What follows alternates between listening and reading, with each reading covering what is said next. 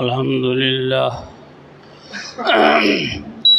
الحمد لله نحمده ونستعينه ونستغفره ونؤمن به ونتوكل عليه ونعوذ بالله من شرور أنفسنا ومن سيئات أعمالنا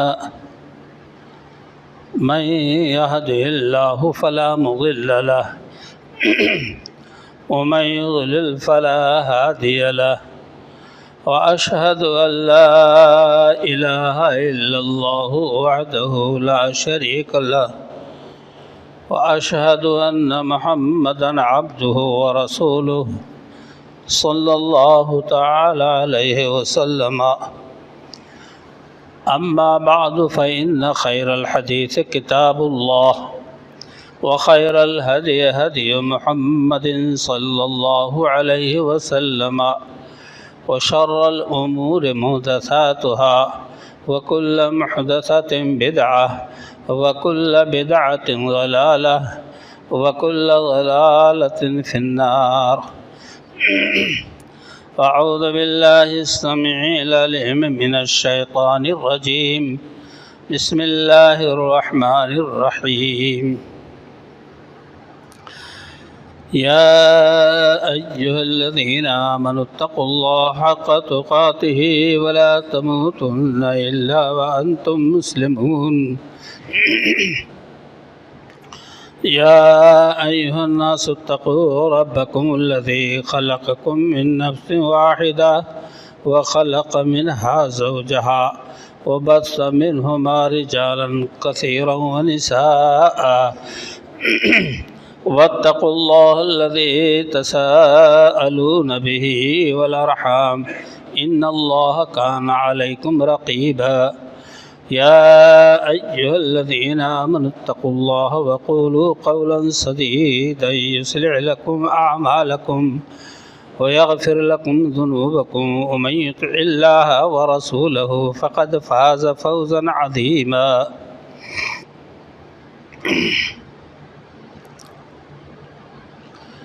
قال الله تبارك وتعالى في موضع آخر: والسابقون الأولون من المهاجرين والأنصار والذين اتبعوهم بإحسان رضي الله عنهم ورضوا عنه وأعد لهم جنات تجري تحتها الأنهار خالدين فيها أبدا ذلك الفوز العظيم.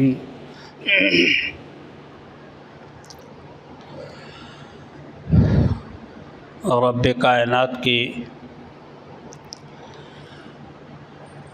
بے شمار تعریفات، اس کے بعد سید الرسل امام الانبیاء سیدنا جناب محمد رسول اللہ صلی اللہ علیہ وسلم کی ذات گرامی پر بے شمار درود و سلام کے نذرانے.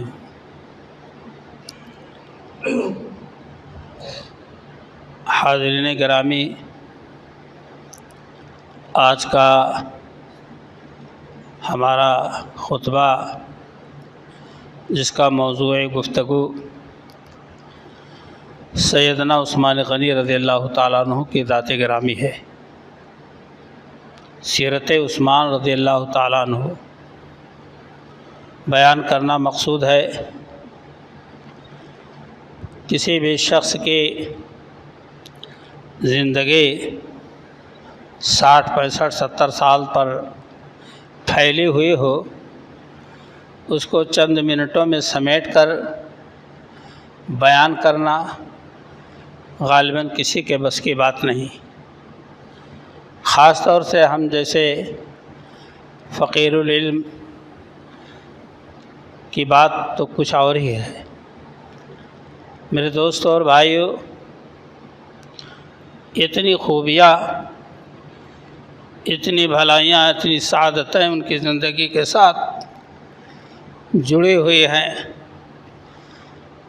کہ اگر ہم انہیں سمیٹنے لگیں تو ایک ایک خلیفہ راشد کے سلسلے میں مہینوں کے خطبات درکار ہیں۔ ابو بکر صدیق رضی اللہ عنہ، عمر فاروق رضی اللہ عنہ کی سیرت پر مختصر روشنی ڈالی جا چکی ہے، اور آج تیسرے خلیفہ راشد حضرت عثمان غنی رضی اللہ تعالیٰ عنہ کی ذات گرامی ہے۔ اللہ تعالیٰ نے سورہ توبہ میں ارشاد فرمایا، والسابقون الاولون من المہاجرین والانصار والذین اتبعوہم بإحسان رضی اللہ عنہم ورضوا عنہ۔ سبقت کرنے والے پہلے لوگ، پہل جن لوگوں نے ہجرت کی اور مہاجرین کی مدد کی، وہ مہاجرین اور انصار کی جماعت ہے، اور وہ لوگ جنہوں نے ان کی پیروی کی اخلاص کے ساتھ، اللہ ان سے راضی ہو گیا۔ اعلان خداوندی ہے کہ اللہ ان سے راضی ہو گیا، اور اللہ سے بشارت پا کر جنت کی وہ لوگ خوش ہو گئے، راضی ہو گئے۔ اعد اللہ لہم جنات تجری، اللہ نے ان کے لیے ایسے باغات تیار کیے ہیں کہ تحتہا الانہار، اس کے نیچے سے نہریں بہہ رہی ہیں، اور ہمیشہ اس میں رہیں گے۔ ذالک الفوز العظیم، یہی سب سے بڑی کامیابی ہے۔ میرے دوستوں اور بھائیوں، ان سابقین الاولین میں حضرت عثمان غنی رضی اللہ تعالیٰ عنہ کا نام نامی اسم گرامی آتا ہے، جنہوں نے حضرت ابوبکر صدیق رضی اللہ تعالیٰ عنہ کی دعوت پر لبیک کہا اور ایمان سے سرفراز ہوئے۔ حضرت ابوبکر صدیق رضی اللہ تعالیٰ عنہ اپنے ہی جیسا لوگوں کو دیکھنا چاہتے تھے کہ لوگ ایمان سے مالا مال ہو جائیں، جہنم سے بچ جائے، جنت کے حقدار ہو جائیں۔ زبیر، طلحہ، عثمان غنی، سعد بن ابی وقاص، ایسے اجلہ صحابہ رضی اللہ تعالیٰ عنہم حضرت ابوبکر صدیق رضی اللہ عنہ کی کوشش سے ایمان لائے۔ میرے دوست اور بھائیوں، جو لوگ ایمان لے آتے اس دور میں، ان کے اوپر ظلم و ستم کے پہاڑ توڑے جاتے۔ انہی مظلوم لوگوں میں حضرت عثمان غنی رضی اللہ تعالیٰ عنہ بھی پائے جاتے ہیں، جن کو ان کے چچا نے رسیوں میں باندھ کر مارا۔ کیوں اسلام لے آئے؟ کیوں محمد کا کلمہ پڑھا؟ انکار کر دو۔ چٹائی میں لپیٹا اور لپیٹ کر ناک میں دھواں دیتے تھے۔ کتنا سخت عذاب، کتنی سخت سزا! چٹائی میں لپیٹ کر اس میں دھواں دیتے تھے ناک میں کہ گھٹ گھٹ کے یہ مر جائیں، مگر یہ وہ ترشی نہیں جو نشہ اتار دے۔ ایمان میں جنبش ہو تو حیرت مجھ کر ختم ہو جائے ہر یک رنج و مصیبت مجھ پر، اگر ایمان میں جنبش ہو تو حیرت مجھ پر۔ ٹس سے مس نہیں، لا الہ الا اللہ۔ حضرت عثمان غنی رضی اللہ تعالیٰ عنہ انہی لوگوں میں سے اللہ تعالیٰ نے آپ کو مشرف باسلام کیا۔ جیسے کہ پوری زندگی تھی جاہلیت کے دور میں، مگر جاہلانہ رسم و رواج سے، طور و طریق سے ان کی زندگی پاک صاف تھی۔ شراب، جوا، بتوں کی عبادت اور پوجا اور تمام واہیات باتیں جو سماج و معاشرے میں پائی جاتی تھی، ان سے عام طور سے آپ کی زندگی بہت دور تھی، جاہلیت ہی میں، لیکن جاہلانہ رسم و رواج سے، طور و طریق سے آپ کو بڑی نفرت تھی۔ اور یہی نہیں میرے دوست اور بھائیوں، حضرت عثمان بن عفان رضی اللہ تعالیٰ عنہ جب اسلام لائے، ایمان لائے، کچھ دنوں کے بعد ابو لہب نے اللہ کے رسول صلی اللہ علیہ وسلم کی بیٹیاں حضرت رقیہ اور ام کلثوم جو عتبہ اور عتیبہ کے عقد میں تھیں، جو ابو لہب کے بیٹے تھے، ان لوگوں کو ابو لہب نے کہا محمد کی بیٹیوں کو طلاق دے دو، مکہ میں ان کے لیے کوئی ٹھکانہ نہ رہے۔ کسی باپ کے لیے، سوہان روح کے لیے بہت بڑی بات ہے کہ اس کی بیٹی مطلقہ ہو جائے، اور دو دو بیٹیاں، اور ایسے عالم میں جب کوئی آقا نامدار جناب محمد رسول اللہ صلی اللہ علیہ وسلم کا پرسان حال نہ، دشمن ہیں سب لوگ، لیکن ابو لہب کے منہ پر ایسا تماچا پڑا کہ رسول اکرم صلی اللہ علیہ وسلم نے فرمایا کہ اے عثمان، میں تمہارے عقد میں اپنی بیٹی رقیہ کو دینا چاہتا ہوں۔ اللہ اکبر۔ بی بی خدیجہ نے تیار کیا، عقد ہوا، رخصت ہوئی۔ جب رقیہ کا انتقال ہو گیا رضی اللہ تعالیٰ عنہ کا، تو آپ نے اپنی دوسری بیٹی ام کلثوم کو حضرت عثمان غنی رضی اللہ تعالیٰ عنہ کے عقد میں دے دیا۔ اسی وجہ سے ان کا لقب ذو النورین پڑا۔ آپ جانتے ہیں کہ آپ اپنے کارڈ پہ چھپواتے ہیں کہ نور چشمی، میری بیٹی نور چشمی کا عقد فلاں کے ساتھ فلاں تاریخ میں ہے۔ اسی نور چشمی کو جب آپ صلی اللہ علیہ وسلم نے اپنی دو بیٹیوں کو ایک بعد دیگرے عقد میں دیا تو ان کا لقب ذو النورین پڑا۔ مفسرین نے، شراحان حدیث نے، ان لوگوں نے اس بات کو بڑے ہی اہتمام کے ساتھ لکھا ہے۔ دو نور والے، یعنی حضور صلی اللہ علیہ وسلم کی دو بیٹیاں ایک بعد دیگرے عقد میں آئیں۔ حضرت عثمان غنی رضی اللہ تعالیٰ عنہ قرآن سے بڑا گہرا ربط تھا۔ یوں تو صحابہ کرام سبھی حضرات اسی قرآن کے درس کے عکس جمیل تھے، بلکہ صحابہ کرام کا معمول تھا کہ جب کوئی سورہ یاد کرتے تو اس کے تمام تقاضے پورا کرنے کے بعد پھر آگے بڑھتے تھے۔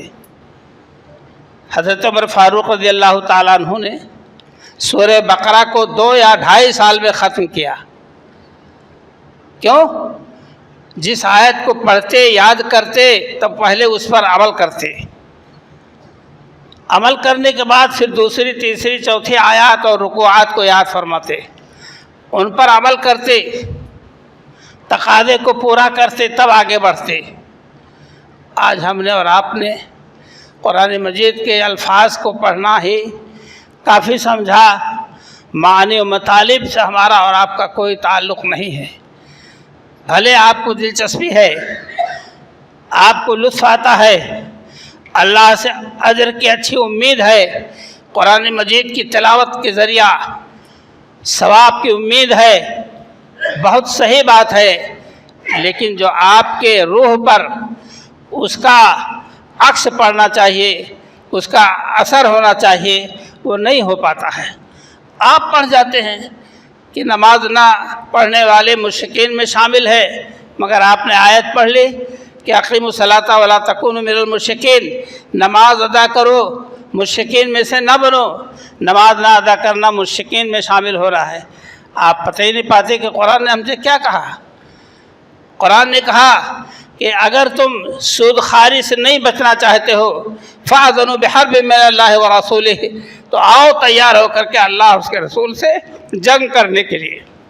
اللہ اور اس کے رسول سے جنگ کے لیے تیار ہو جاؤ اگر سود خوری سے باز نہیں آتے ہو۔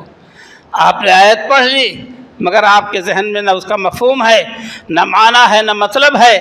مگر صحابہ کرام رضی اللہ تعالیٰ عنہم جو خاص عربی زبان کے مالک تھے، قرآن عربی زبان میں اترا، مگر صحابہ کرام خلفائے راشدین رضی اللہ تعالیٰ عنہم بغیر ان آیات پر عمل کیے آگے نہیں بڑھتے تھے۔ یہ خصوصیت تھی ان کی۔ تو حضرت عثمان غنی رضی اللہ تعالیٰ عنہ کو بہت زیادہ قرآن سے، قرآن پاک سے شغف تھا، لگاؤ تھا، محبت تھی، اور یہی وہ شخصیت ہیں رضی اللہ تعالیٰ عنہم جنہوں نے قرآن کو ایک مصحف پر جمع کیا، ایک صحیفے پہ جمع کیا، اور وہی مصحف قیامت تک انشاءاللہ جاری رہے گا تلاوت میں۔ پوری دنیا، پوری کائنات میں امت مسلمہ اسی مصحف کے ورق گردانی کرتی رہے گی۔ یہ حضرت عثمان غنی رضی اللہ تعالیٰ عنہ کا بہت عظیم، بہت بڑا کارنامہ ہے۔ یہی حضرت عثمان غنی رضی اللہ تعالیٰ عنہ کے بارے میں اللہ کے رسول صلی اللہ علیہ وسلم نے فرمایا، ایک موقع پر جب غزوہ تبوک پیش آیا، اس کو جیش اسرا کہا جاتا ہے، تنگی کا لشکر، غربت و تنگ دستی افلاس کا لشکر، کچھ بھی نہیں ہے، پاس میں کچھ بھی نہیں ہے، سفر تبوک تک جانا ہے، سواریاں کم ہیں، راشن خورد و نوش کے سامان ناپید ہیں۔ اللہ کے رسول صلی اللہ علیہ وسلم نے جب اعلان کیا تو اکٹھا تھے صحابہ کرام، حضرت ابوبکر صدیق، عمر فاروق رضی اللہ عنہ کے واقعات آپ سن چکے ہیں۔ وہ پورا گھر کا سامان اٹھا لائے، گھر کا وہ پورا سامان اٹھا لائے، وہ گھر کا آدھا سامان اٹھا لائے۔ عثمان غنی رضی اللہ عنہ حضور صلی اللہ علیہ وسلم کے خطاب پر کھڑے ہو گئے، کہا اللہ کے رسول 100 اونٹ، 100 اونٹ پورے ساز و سامان کے ساتھ، جتنا غلہ آئے، تیر تلوار آئے، نیزہ بھالا آئے، سب ایک اونٹ پر، 100 اونٹ پر سارے سامان۔ پھر آپ نے خطاب کو جوش دیا تو پھر عثمان غنی رضی اللہ عنہ کھڑے ہو گئے۔ 100 اونٹ ماذا صاحب، 400 اونٹ 4 بار میں، اے اللہ کے رسول حاضر خدمت۔ یہ غنی مانے سیٹھ، سیٹھ عثمان غنی رضی اللہ تعالیٰ عنہ نے یہ قربانی پیش کی، اور گھر سے دونوں آستین میں اشرفیہ بھر کر لائے اور حضور صلی اللہ علیہ وسلم کے سامنے اڈیل دیا۔ آپ صلی اللہ علیہ وسلم الٹتے جاتے، پلٹتے جاتے، ان اشرفیوں کو ایسے ہی کرتے جاتے اور فرماتے ما ضر عثمان من هذا اليوم، آج کے بعد سے عثمان کوئی بھی عمل کر لے کو نقصان نہیں پہنچ سکتا ہے، گناہ نہیں لکھا جائے گا ان کے بارے میں۔ کتنی بڑی قربانی تھی جس کے لیے یہ بشارت بہت ضروری تھی، اور وہ بھی بزبان رسالت مآب صلی اللہ علیہ وسلم کہ آج کے بعد سے عثمان جو بھی کریں ان کو نقصان نہیں پہنچ سکتا ہے۔ آپ سوچئے کتنی بڑی سخاوت، کتنی بڑی فیاضی۔ یہ عثمان غنی رضی اللہ تعالیٰ عنہ جب صحابہ کرام مکہ چھوڑ کر مدینہ آئے، یہ مہاجرین ہیں، انصار مسلمان ہیں، ایک کنواں بیر روما جس کا پانی بہت میٹھا تھا، استعمال کے لائق تھا، یہودی بہت مہنگا بیچتا تھا، مسلمانوں کو دینے سے بھی انکار کرتا تھا۔ اللہ کے رسول صلی اللہ علیہ وسلم نے فرمایا ہے کوئی جو اس کو خرید کر آزاد کر دے؟ عثمان غنی رضی اللہ تعالیٰ عنہ کھڑے ہوئے، کہا اللہ کے رسول میں خریدتا ہوں، اور چنانچہ 25 یا 30 ہزار درہم میں اس کنویں کو خریدا اور سب کے لیے عام کر دیا۔ مسلمان بھائی، مہاجرین انصار پیے، مشرکین یہود و نصارہ عوام الناس پیے، کوئی رکاوٹ نہیں ہے۔ یہ کون تھے؟ وقت آئے گا انشاءاللہ کسی جمعہ میں آپ کو یہ حوالہ دے کے بتاؤں گا، یاد رکھیں گے۔ پھر حضور اکرم صلی اللہ علیہ وسلم نے پوچھا ہے کوئی ایسا شخص کہ جو بغل والی زمین کو خرید کر مسجد نبوی کی توسیع کر دے، اس لیے کہ نمازیوں سے مسجد کھچا کھچ بھر جاتی ہے، لوگ جو ہے بھر جاتے ہیں اور مسجد تنگ پڑ جاتی ہے۔ بغل کی زمین ہے کوئی خرید کر اور اس کو مسجد میں وقف کرنے والا، جس کے بدلے اللہ تعالیٰ جنت میں اس کا گھر بنائے؟ بیر روما کے خریدنے پر جنت کی بشارت دی گئی۔ مسجد کی زمین کو 20,000 درہم میں حضرت عثمان غنی نے خرید لیا۔ وہ کہتے ہیں من صلب مالی، میں اپنے منڈی والے مال سے لیا ہوں، زکوٰۃ نہیں۔ اور کسی اور طریقے سے نہیں، بلکہ جو ہمارا اصل منڈی تھا، ہماری جو اصل رقم پونجی تھی، اس میں سے میں نے 20,000 درہم پر مسجد نبوی کے توسیع کے لیے زمین خریدی۔ میرے دوست اور بھائیو، یہ آپ کی سخاوت و فیاضی کی دلیل۔ حضرت عثمان غنی رضی اللہ تعالیٰ عنہ کا مقام بہت بلند، بڑے باعظمت شخصیت۔ صحابہ کرام کہتے ہیں رضی اللہ تعالیٰ عنہم کہ ہم لوگ ابو بکر صدیق رضی اللہ تعالیٰ عنہ کو سب سے اونچا مانتے تھے، سارے صحابہ کرام سے۔ اس کے بعد عمر فاروق اور عثمان غنی رضی اللہ تعالیٰ عنہ کو، ان دونوں کو، لیکن سب سے پہلے ابو بکر صدیق کو مقام دیتے کہ ان کے مقابلے میں ان سے کے برابر کوئی نہیں۔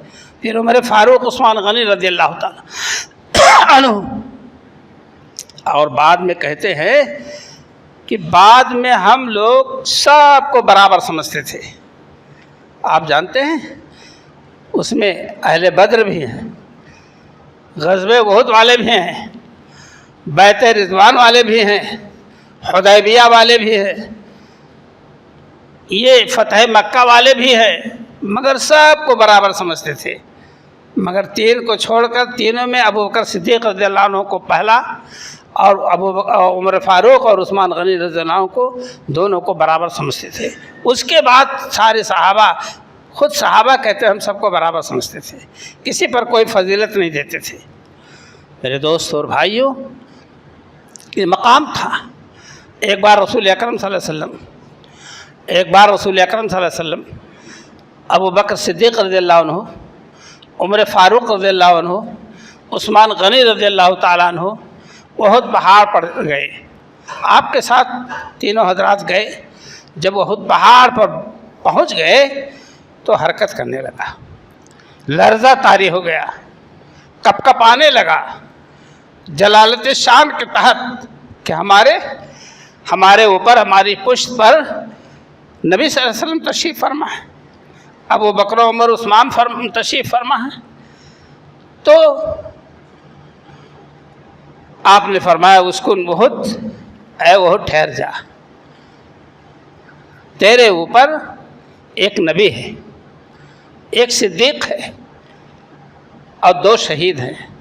اشارہ تھا کہ ایک میں ہوں اور ایک صدیق ابو بکر صدیق رضی اللہ عنہ، اور عمر و عثمان یہ دو شہید ہیں، یعنی آگے چل کر ان کی شہادت ہوگی۔ ایک بشارت تھی شہادت کی۔ احد پہاڑ ٹھہر گیا۔ برادران اسلام، یہ کس کا مقام ہے؟ یہ حضرت ابو بکر صدیق، یہ حضرت عمر فاروق، یہ حضرت عثمان غنی رضی اللہ تعالیٰ عنہ کے مراتب و مناقب ہیں۔ کوئی گنجائش نہیں کہ ان کے خلاف ہم اگر زبر ہے تو زیر کر دیں، زیر ہے تو زبر کر دیں، کسی حرکت، کسی نقطے کے ایرا پھیری بھی نہیں کر سکتے ہم آپ، چاہے جائے کہ ان کی شان میں گستاخی کریں، دین سے خارج کریں، چاہے جائے کہ نعوذ باللہ انہیں منافق کر دیں۔ کہنے والا خود منافق ہوگا، کہنے والا خود ظالم ہوگا، کہنے والا خود بد نصیب ہوگا۔ آپ حضرات اس بات کو اپنے ذہن میں پوری طرح سے رکھنے کی کوشش کریں۔ یہ امت کے انمول موتی ہیں جنہیں ہم اور آپ خلفاء راشدین و صحابہ کرام کہتے ہیں۔ اللہ کے رسول صلی اللہ علیہ وسلم نے فرمایا تھا کہ میرے صحابہ، انکم تلقون بعدی بفتنۃ و اختلافا، میرے بعد بہت بڑا فتنہ اور اختلاف دیکھو گے۔ اور اس کے بعد آپ صلی اللہ علیہ وسلم نے ایک بات اور کہی کہ فقال قائل من الناس، تو لوگوں میں سے ایک آدمی نے پوچھا کہ اللہ کے رسول فمن لنا، ہم کس کے ساتھ ہوں گے جب فتنہ اٹھ کھڑا ہوگا، اختلاف امت میں اٹھ کھڑا ہوگا تو ہم کہاں جائیں گے؟ تو آپ صلی اللہ علیہ وسلم نے فرمایا کہ تم لوگ جو ہے کہا کہ علیکم بالامین و اصحابی، تم ایک امین آدمی امانت دار اور اس کے ساتھیوں کے ساتھ رہنا۔ اور آپ اشارہ فرما رہے تھے عثمان غنی رضی اللہ عنہ کہ وہ عثمان غنی ہیں، ان کے ساتھ تم رہنا، ان سے مل کے رہنا، ان کا ساتھ نہیں چھوڑنا، کیونکہ اختلاف کثیر، اختلاف شدید کا تعلق آپ ہی کی زندگی سے تھا کہ قوم کے لوگ آپ سے اختلاف کریں گے، آپ کے قتل کے درپے ہوں گے، آپ کے گھر کا محاصرہ کریں گے، آپ سے خلافت کی قمیص اتروانا چاہیں گے کہ استعفیٰ دو غرضے کی، لیکن اس وقت آپ اس امین کے ساتھ اور اس کے ساتھیوں کے ساتھ رہنا۔ بات انشاءاللہ کبھی آئے گی اور ہم اس کو سنیں گے اور اس سے استفادہ کریں گے۔ حضرت عثمان غنی رضی اللہ تعالیٰ عنہ سے قریش کے لوگ بہت محبت کرتے تھے۔ زمانے جاہلیت ہی میں قریش کے لوگ بڑی محبت کرتے تھے۔ آپ اندازہ کریں کہ عربی خواتین جب اپنے بچے کو لوری دیتی، انہیں لوریاں سناتی، تو وہ کہتی احبک والرحمن، میں تم سے بیٹا بیٹی محبت کرتی ہوں اللہ کے حوالے سے، رحمان کی قسم کھا کر، کحب قریش لعثمان، جیسے قریش کے لوگ محبت کرتے ہیں عثمان سے۔ یعنی ایک ضرب المثل یہ بات بنی ہوئی تھی کہ اہل قریش حضرت عثمان غنی رضی اللہ تعالیٰ عنہ سے کس قدر محبت کرتے تھے، بڑا بھگت رہتا تھا۔ آپ کو یاد آئے گا کہ جب حدیبیہ میں آپ صلی اللہ علیہ وسلم ٹھہرے 1400 صحابہ کرام کے ساتھ اور خانہ کعبہ کا طواف نہیں کر سکے، تو وہاں آپ نے حضرت عثمان غنی رضی اللہ عنہ کا انتخاب کیا کہ آپ جاؤ اور مکہ والوں کے احوال لے کر کے آؤ، کیونکہ آپ کی عزت بہت زیادہ ہے، آپ کو چھیڑ چھاڑ نہیں کریں گے، آپ سے بہت زیادہ محبت کرتے ہیں مکہ والے، تو آپ جائیے۔ چنانچہ سفیر بنا کر جن کو بھیجا رسول اللہ صلی اللہ علیہ وسلم نے، اللہ کے حضرت عثمان غنی رضی اللہ عنہ تھے۔ تو آپ یہ دیکھیے کہ ایک عورت یا عورتیں عرب کی خواتین یہ شعر پڑھتی تھیں، احبک والرحمن قریش حب لعثمان، جیسے عثمان سے محبت قریش والے کرتے ہیں، اے بیٹا یا اے بیٹی ہم تم سے محبت کرتے ہیں۔ میرے دوستوں اور بھائیوں، ہم اور آپ ان صحابہ کرام رضوان اللہ علیہم اجمعین کی زندگیوں کا جائزہ لیں۔ جب جور و ستم حد سے سوا بڑھ گئے، مکہ والے مسلمانوں پر جبر استعداد کا قہر ٹوٹنے لگا مکہ والوں کا، تو آپ صلی اللہ علیہ وسلم نے مشورہ دیا کہ اے عثمان، تم ایک ایسے بادشاہ کی طرف جاؤ جس کے پاس ظلم نہیں کیا جاتا ہے۔ آپ صلی اللہ علیہ وسلم نے مشورہ دیا اور عثمان غنی رضی اللہ تعالیٰ عنہ کی سرکردگی میں ایک مختصر قافلہ جس میں 12 مرد اور 4 عورتیں یہ حبشہ کی طرف گئے۔ آپ نے فرمایا کہ تم حبشہ کی طرف ہجرت کر جاؤ، صحبہم اللہ ان عثمان الاول من ہاجر الی اللہ باہلہ بعد لو۔ آپ صلی اللہ علیہ وسلم نے فرمایا کہ یہ رقیہ آپ کے ساتھ ہوں گی، میری بیٹی آپ کی اہلیہ جائیں گی، اور جو مسلمان مرد اور عورتیں ہیں آپ کی نگرانی میں وہ جائیں گے۔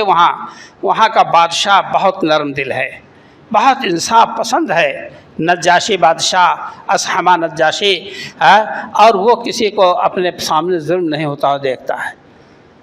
یہ بات بہت ہی طویل ہے۔ اس وقت یہاں میں کہنا چاہتا ہوں کہ آپ صلی اللہ علیہ وسلم نے عاجز آ کر اور اس ظلم و ستم کا معاملہ دیکھ کر صحابہ کرام و صحابیات کو ایک گروپ بنا کر کے بھیجا جو حبشہ کی طرف ہجرت کر گئے۔ میرے دوستوں اور بھائیوں، اور جب ہجرت کی تو آپ صلی اللہ علیہ وسلم نے فرمایا کہ اے عثمان، تمہارا اور تمہاری بیوی رقیہ کا یہ معاملہ، یہ ہجرت ایسے ہے جیسے لوط علیہ السلام نے اپنی بیوی کے ساتھ ہجرت کی تھی۔ مثال دی آپ صلی اللہ علیہ وسلم نے، گویا کہ ایک طرح کی یہ مثال تسلی اور ڈھارس بدھائی کی بات تھی کہ ایسے حادثے بہت ہوئے ہیں دنیا میں اور ہوتے چلے آئے ہیں۔ میرے دوستوں اور بھائیوں، میں آپ سے عرض کرنا چاہتا ہوں کہ ہم اور آپ ہم اور آپ ان صحابہ کرام رضوان اللہ علیہم اجمعین کے حالات سے جو ہے نصیحت لیں۔ حضرت عثمان غنی رضی اللہ تعالیٰ عنہ کی ایک خوبی اور تھی جس کا نام ہے حیا، شرم، غیرت۔ حیا اور شرم غیرت آج لوگ نیکر چڈھی پہن کر گھومتے ہیں، شرم نہیں آتی ہے، ایسا لوور پہنتے ہیں جس سے نہ پہننا بہتر ہوتا ہے، نہ پہنے تو زیادہ بہتر ہے۔ ارے ران ہی خالی تو نہیں دکھائی دیتی، بقیہ تو سب اوپن رہتا ہے، سارے اعضاء۔ یہ لباس کا عالم ہے ہمارا آپ کے۔ یہودیت اور نصرانیت کی یہ دین ہے کہ جس قدر اسلام ننگا ہو سکے ننگا ہو، عورتیں جس طرح سے ننگی ہو سکے ننگی ہوں۔ حضرت عثمان غنی رضی اللہ تعالیٰ عنہ کے پاس، حضرت عثمان غنی رضی اللہ تعالیٰ عنہ کے حیا اور استقہا حیا عثمان، حیا میں سب سے زیادہ سچے عثمان ہیں۔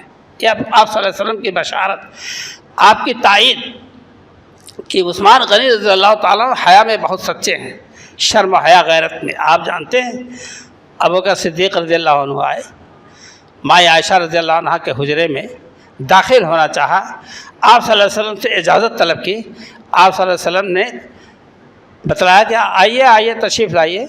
آپ کا پردہ تہبند لنگی گھٹنے تک کھلا ہوا تھا، آپ بدستور بیٹھے رہے یا ٹیک لگائے لیٹے تھے، جیسے بھی کیفیت رہی ہو۔ آئے اور کام کر کے چلے گئے۔ عمر فاروق رضی اللہ عنہ آئے، اجازت طلب کی، آپ نے اجازت دی، آپ بدستور تشریف فرما ہیں، کام کر کے چلے گئے۔ اس کے کچھ دیر بعد عثمان غنی رضی اللہ عنہ آئے اور آواز دی۔ آپ نے فرمایا اے عائشہ ذرا سنبھل کے بیٹھ جاؤ، اور خود سنبھل کے بیٹھے اور جلدی جلدی اپنے تہبند کو، لنگی کو، کپڑے کو پورے پیر پر جو ہے پھیلا دیا۔ اس کے بعد عثمان غنی رضی اللہ عنہ آئے، بات چیت کی اور پھر چلے گئے کام کر کے۔ ماں عائشہ رضی اللہ عنہ نے کہا اے اللہ کے رسول، ابو بکر و عمر آئے تب تو آپ نہیں سنبھل کر بیٹھے، اور عثمان غنی آئے تو آپ سنبھل کر بیٹھے اور سارے اعضاء کو آپ نے باقاعدہ بدستور ڈھانپ لیا۔ کہا اے عائشہ الا استحی من رجل تستحی الملائکہ، جس سے فرشتے شرم کھاتے ہوں تو کیا میں ان سے شرم نہ کھاؤں؟ اگر میں ایسا نہ کرتا، بدستور بیٹھا رہتا، عثمان آتے اور اپنے دل کی بات مدعا نہ کہہ پاتے اور اٹھ کے چلے جاتے، ہمارے غیرت اور شرم کے۔ اس لیے میں نے اس کو اپنے اوپر مکمل ڈھانپ لیا تاکہ کم سے کم اپنی بات ان سے کہہ سکیں۔ حیا اور غیرت اسی کا نام ہوتا ہے جو آج ہمارے مسلمانوں کے ماحول سماج سے مفقود ہے۔ صحابہ کرام خلفائے راشدین کے واقعات بیان کرنے کا مقصد کیا ہے؟ کہانی نہیں سنانا ہے۔ ہمارے اور آپ کی زندگیاں سانچے میں ڈھل جائیں صحابہ کرام کے رضی اللہ تعالیٰ عنہم ورضوان ہو۔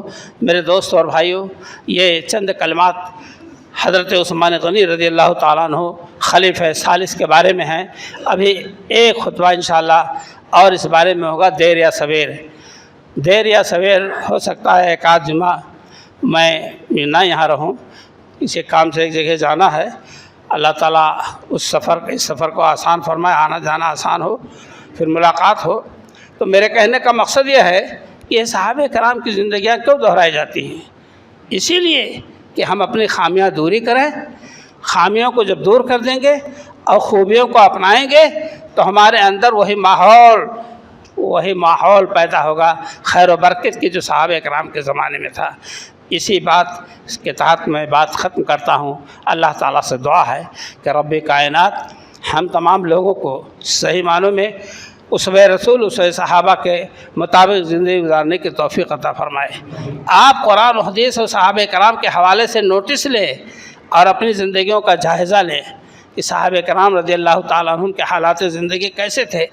ایک صحابی رضی اللہ عنہ کے حالات اگر بیان کرنے گئے، یا عشرہ مبشرہ، وہ 10 صحابی جن کو جنت کی بشارت دنیا میں ملی، اللہ اکبر، یا اہل بدر، تو زندگی ختم ہو سکتی ہے مگر یہ باتیں نہیں ختم ہونے والی ہیں۔ اللہ تعالی ہم سب کو صحیح معنی میں ایمان و عمل کی توفیق سے مالا مال فرمائے۔ جو بیمار ہیں اللہ تعالیٰ انہیں شفائے کاملہ عاجلہ عطا فرمائے۔ جو کسی بھی مشکل و مصیبت میں ہیں اور ان کی مرادیں نہیں پوری ہو رہی ہیں، اللہ ان کے جائز اور نیک ارادوں کو اللہ تعالیٰ پوری فرمائے۔ آمین، تقبل یا رب العالمین، صلی اللہ تعالی۔